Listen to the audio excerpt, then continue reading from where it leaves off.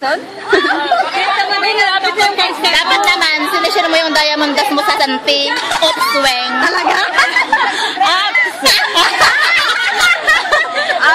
yun. Oh, ito yun, ganito. Alam mo, ang basa ko doon. Parang si Rose. Hindi, ito, ganito. Oh, doon ko pinofocus. Sige na. Ay, maganda talaga yung sa Tibarty kasi regular yung Sino bang surgeon yun? Hindi, Ate Yam. Sigurado ka, ilang araw ka pa nag-ano? May dalawa pa ako. May dalawang, di ba kumuha ko sa kanya ng isang box. Juice lahat 10 pesos yun. Ngayon, Juice lahat yun? one day umiinom ako. Pagising ko sa umaga, umiinom ako ng isa. Tapos, dati hindi ako nakontento kasi isang gano'n. Sachet? Oo, hindi ako nakontento. Ano yun, 3 times a day ka? Oo, nung mga sumunod na araw, parang pakiramdam ko, pagkatapos kong kumain ng lunch. Maganda yung noodles sa... Gusto parang iinom ulit ako parang gano'n. Kaya ginawa ko na siyang 2 times a day. Natanggap bilbil ko. Tignan mo naman, yung blazer ko na hindi ko nasusuot dati, ayan na. Di ba dati yung laki? Diba, lumit na yung muscle ko. Tapos parang nawala yung yung migraine ko, gano'n. Yung sakit ng ulo sa umaga, na hate mo talaga, na sumasakit yung kalahati. Tapos hanggang dito sa batok, parang gusto mo lagi nakaklose yung mata mo, nawala. Promise.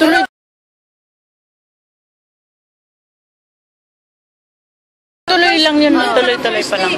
Inaanta ka talaga, ano? Sabi ko sa'yo eh. First and second. First and second, inaantok ka. Pero nung third na, doon mo na mararamdaman yung energy mo. Dito na.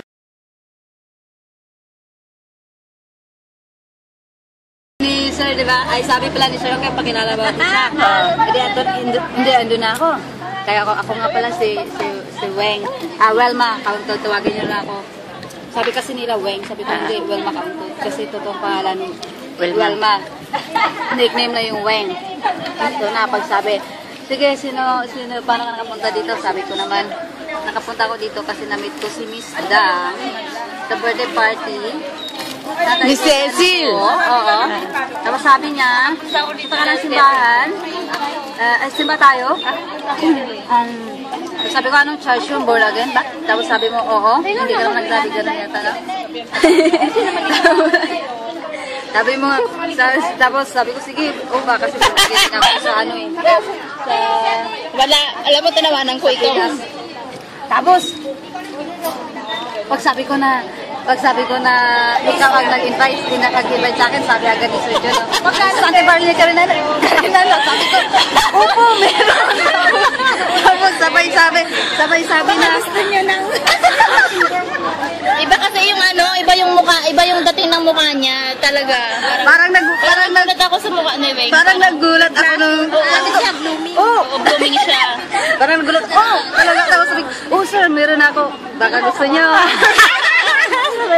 Gusto ko pa sana, kaso parang nahiyan ako kasi pinagkantsawan. Tapos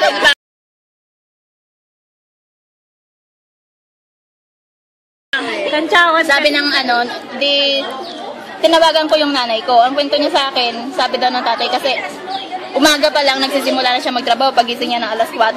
Ngayon, pagkatapos noon, hinahatid niya yung mga anak ko, di ba?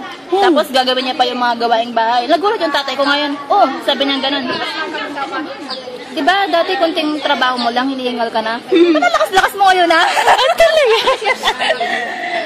Kaya, ayun, parang dahil sa, nagpapasalamat ako kasi dahil sa Santi Barley, parang Santi Barley, lumagas talaga yung napalagay ang loob ko na hindi ko na masyado iniisip yung nanay ko kasi nakadalawang bagsak na siya eh. Ngayon, ang sabi ng doktor, isang bagsak na lang, dedo na siya.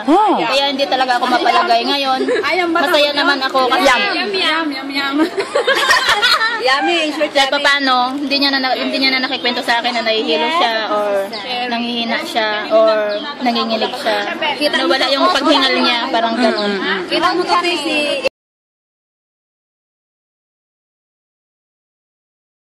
Ito si Cherry. Di ba bago? Di ba dati, naglalakad dito, nabibil talaga yan. Ngayon, ano pa na lang. Wala tayong magagawa.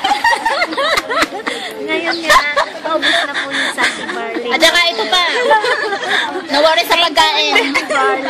Walang control sa pagkain eh. Kasi Kumain ka ng kumain, kasi iinom ka ng iinom, tapos dudumi ka rin ng dudumi, parang gano'n. 5 beras. Up. Tapos ito pati. Kami na ba yan? Yung amo ko